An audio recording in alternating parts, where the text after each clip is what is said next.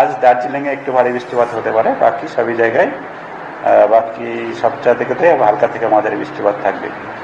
কলকাতাতে আগামী 24 ঘন্টায় কয়েক পশলা হালকা থেকে মাঝারি বৃষ্টিপাত, তার সঙ্গে 1-2 পশলা তীব্র বৃষ্টিপাতের সম্ভাবনা আছে।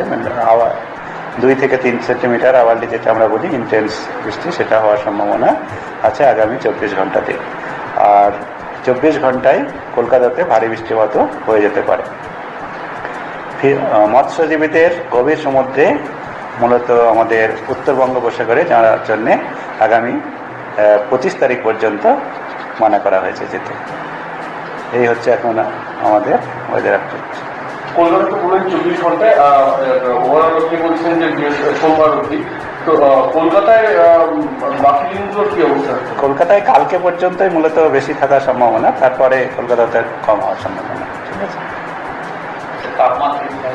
তাপমাত্রা তো এখন কম আছে, তাপমাত্রা স্বাভাবিকের থেকে কমই থাকবে। তাপমাত্রা যেমন আজকে তো 29-এর কাছাকাছি হবে, কালকেও ওই 29-30-এর কাছাকাছি থাকবে সর্বোচ্চ তাপমাত্রা। আর সর্বনিম্ন তাপমাত্রা 25-26-এর কাছাকাছি থাকবে।